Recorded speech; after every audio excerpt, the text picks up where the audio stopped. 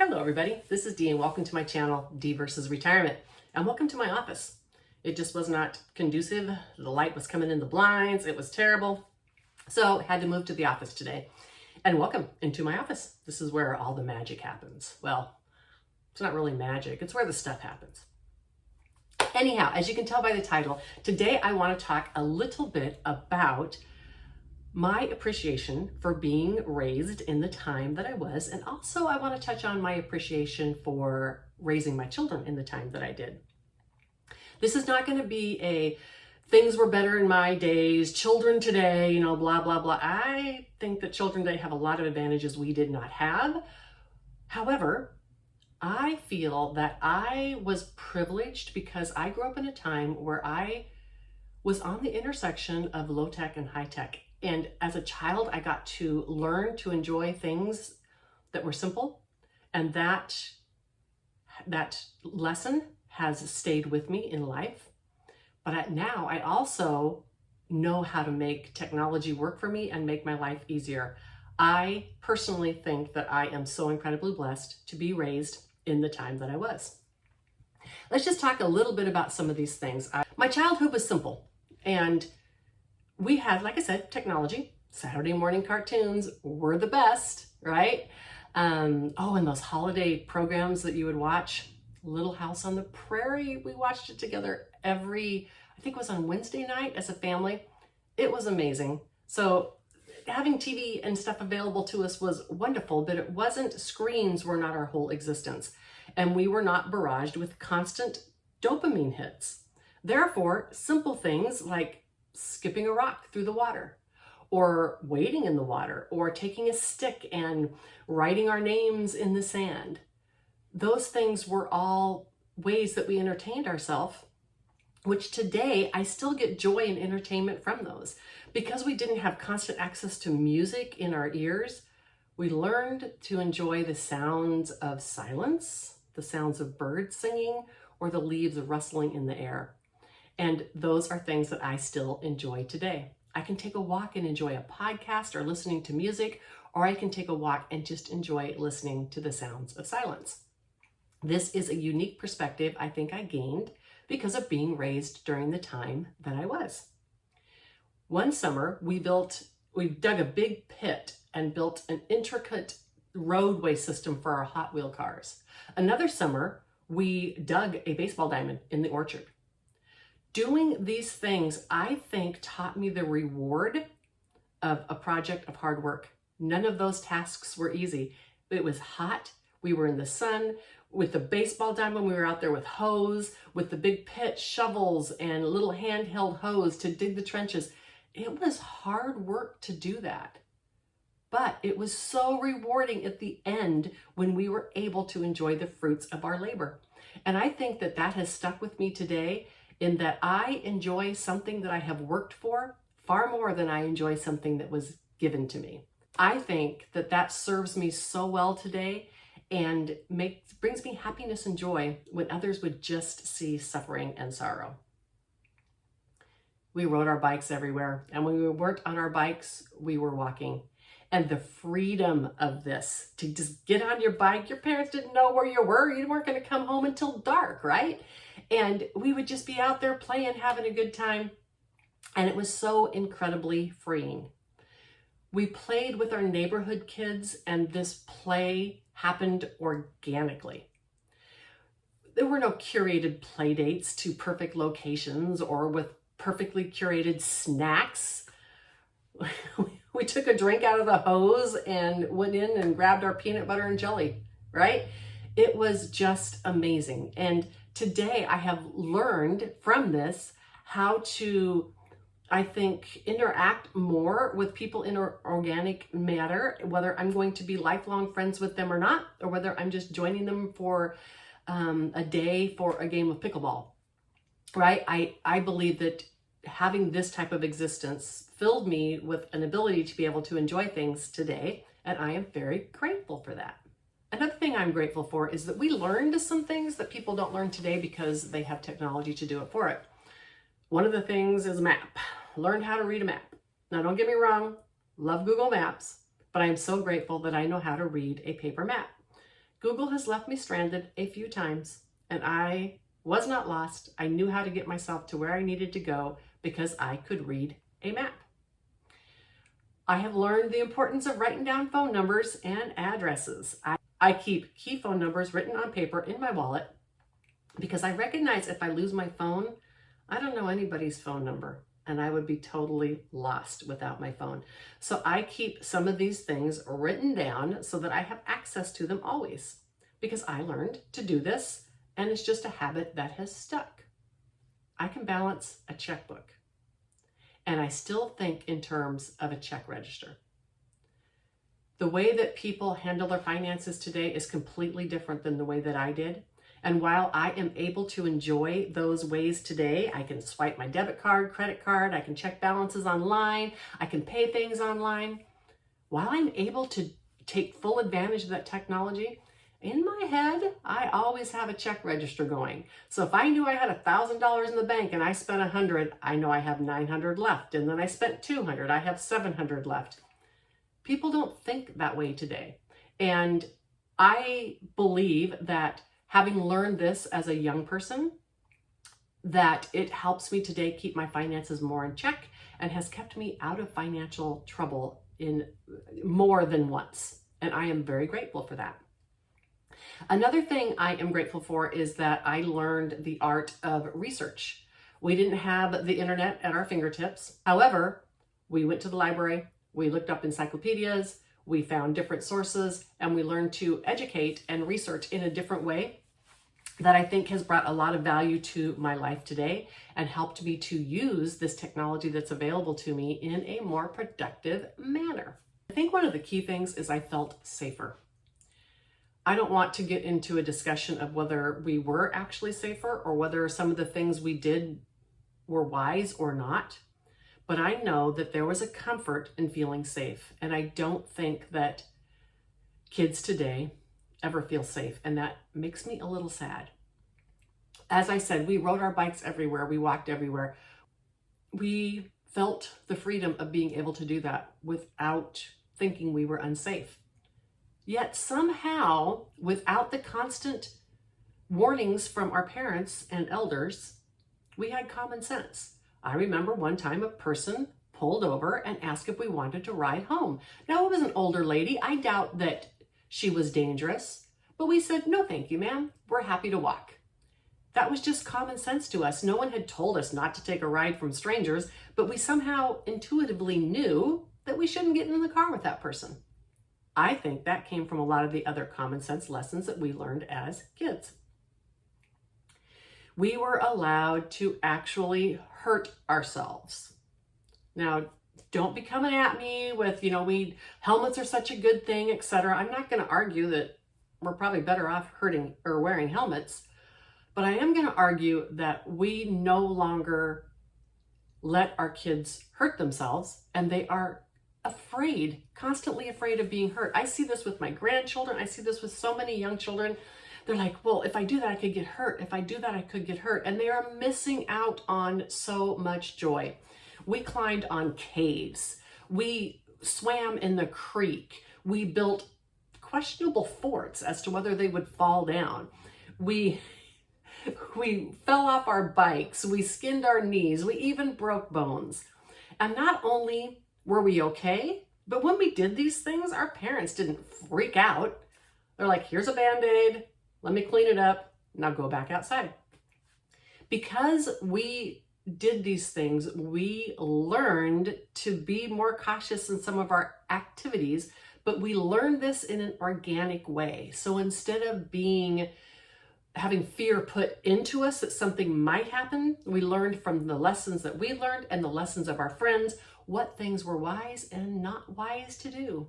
And I believe today that that has stuck with me and that I make better choices about my safety, yet I'm not ruled by fear. And I believe that that was because of the time that I grew up in. News anchors, newspapers, they reported the news. It wasn't about scaring us. It wasn't about making us want to stay tuned in. They reported the news. I remember watching the moon landing on TV. I remember hearing about Watergate, but all of these things were reported as news. They weren't biased. They weren't meant to divide us or scare us. It was just the news, and it was reported, and I felt that we were well informed from the sources that we had. I believe that because of the time that I grew up, I have a little bit better of a BS radar than some people. I can discern whether someone is stating a fact or an opinion, and I'm not sure that I would have had this ability had I not grown up in the time that I did, when my information was given to me was factual and true almost all of the time. And so the few times that it wasn't, they stood out and you noticed. One of the things I'm the most grateful for is that at no time in my youth did I feel like I was going to be shot in school. This is a sad reality of today's youth, and I feel so grateful that I did not have to face this reality. We did have to hide under our desks for a nuclear bomb threat, and we did do fire drills, so it wasn't like we lived in ignorance that something bad could happen to us. But because we didn't have a media that was constantly putting images of all these things, terrible things happening, and because it wasn't so common, we didn't have that fear. And I'm not going to get political on this. I just want to say that I feel grateful that I was able to learn uninterrupted from fear. I was able to play outside during recess, play organized games. I am grateful that I was able to have this experience, and I think it has led to some of my enjoyment as an adult. Now, before I cover the last thing, I want to sidetrack for a moment and talk about the things that I feel grateful for having raised my children when I did. And this is something that it might sound judgmental in some ways, but I'm going to say that in some ways I feel a lot of compassion for today's mothers. I think they have it very hard, far harder than I did. And so I'm grateful for many of the things that were allowed by me when I was raising my children. One of the things that stands out the most is, I worked 50, 60 hours a week for most of my children's existence. And just like the mothers today, when I came home, I was tired and exhausted. But you know what was okay to do? Go to the cupboard, get out a box of this, and say, here's dinner. If it wasn't this, maybe it was a sandwich or can of soup. There was not this pressure that every meal had to be a savory experience for the connoisseur of good food. We didn't feel the pressure to call out and get food. What wasn't even available to us. But we didn't feel the pressure to even cook that kind of a meal. I don't know how women today feel or deal with that pressure, knowing that they are choosing or feeling that they are choosing between their financial well-being or the well-being of their children. I have such compassion for women today that don't feel that they can come home, put a box of cereal on the kitchen table and say, I'm done, enjoy. That was definitely something that I was able to do, and I feel a ton of appreciation for that. Hardly anybody had food allergies, so I could send peanut butter and jelly to school. When I was a kid, I could have peanut butter and jelly. Didn't have to worry about, endangering someone else's child. That's another thing today, the pressure on parents to go through every single thing that they have and make sure that it's safe for everyone. What a scary thing for mothers today. Again, I appreciate you. I think one of the things that I am most grateful for when raising my children is we depended upon our village for information. When we had a behavioral issue or when our child was sick, we turned to our mothers, our aunts, our grandmas, our friends, and we got practical, no nonsense advice. I did not fear that everything I was doing could possibly mess up my child forever. And I never felt that the things I were doing put my child in grave danger all the time. This happens today. It's the equivalent of when I look up an ache and pain and the answer comes back cancer, right? That's exactly what happens to young people today. They turn to resources to find out, My child ate a crayon. What should I do? Back in my day, they were like, well, let it pass. Today, there are toxins in those crayons that create a weird allergy reaction. Take your child to the emergency room. They could be imminently harmed.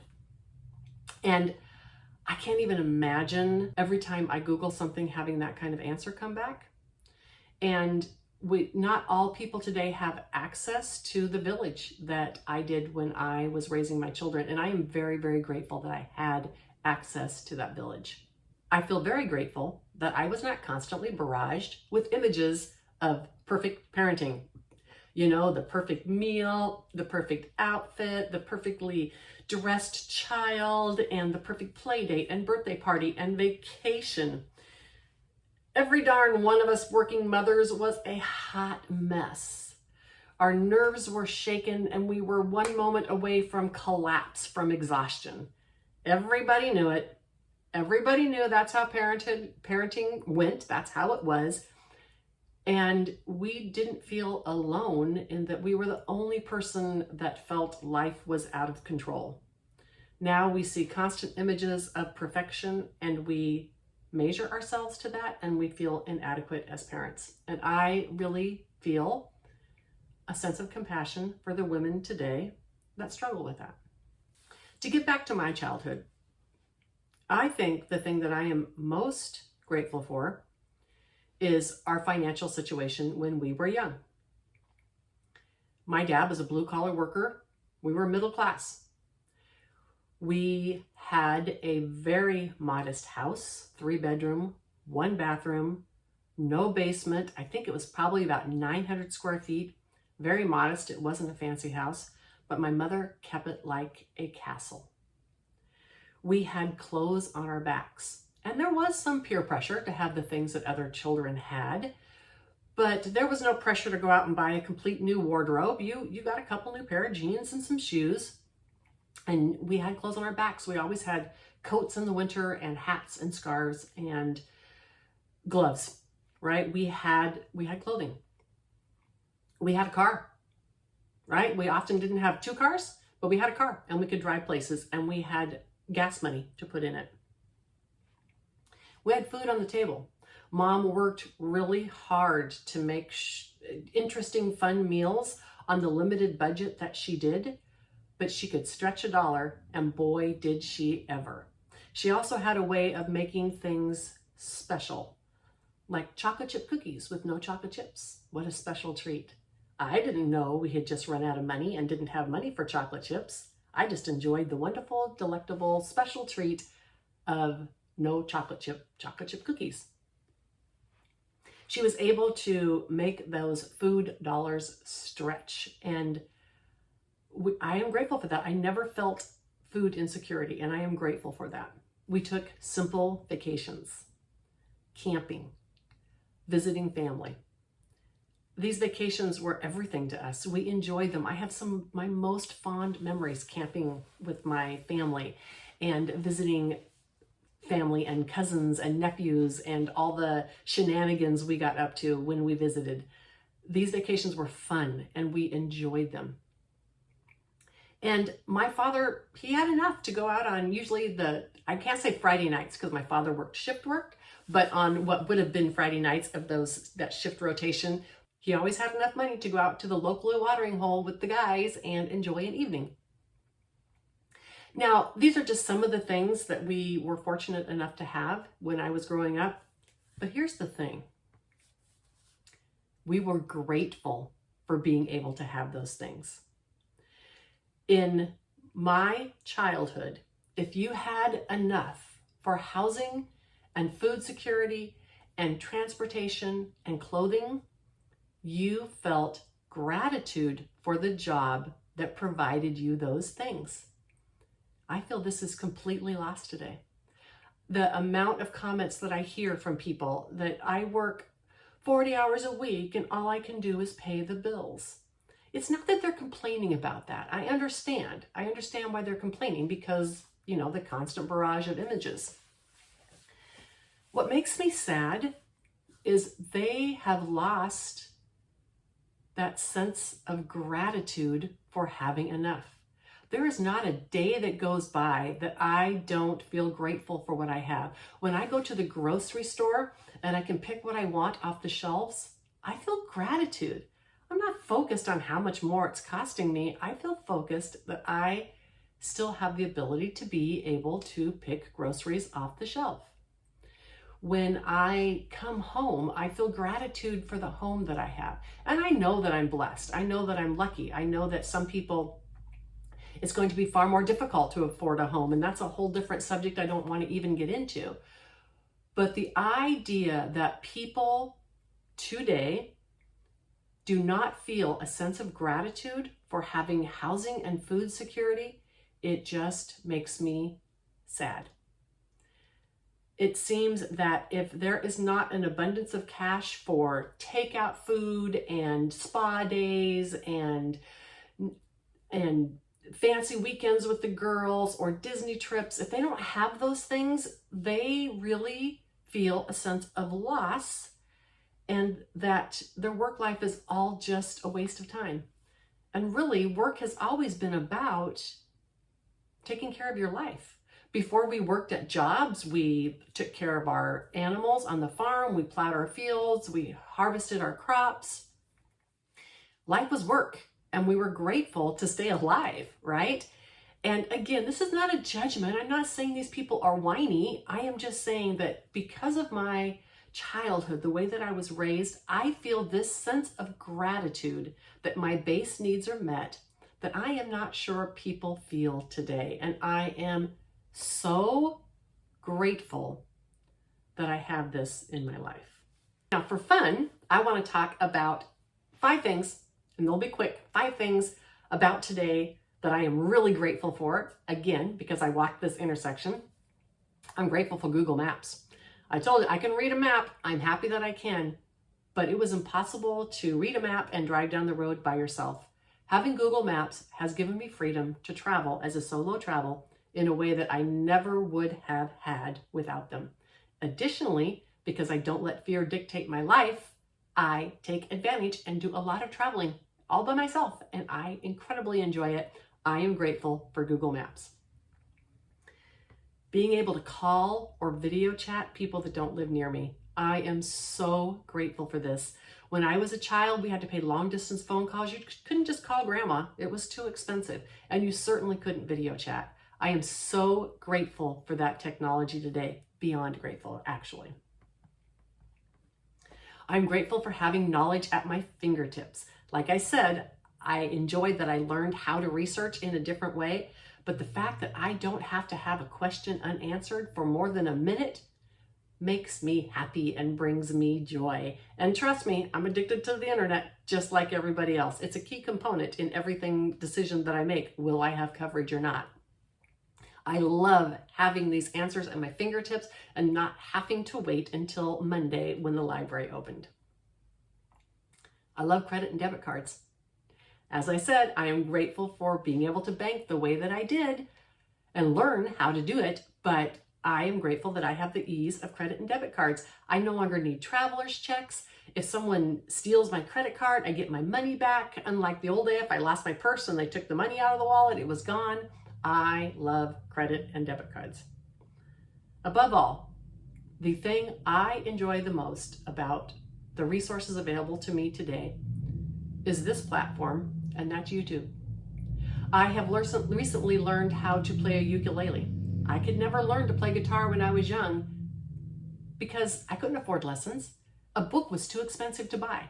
Now I have teachers that teach me every single day how to play my ukulele, and I am enjoying that. I have enjoyed it with things like paper crafting.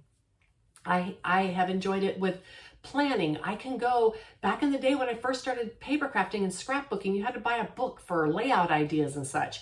I don't have to do that now. It's all at my fingertips. If I need to repair something, there's a video of someone online who has taught me how to do that.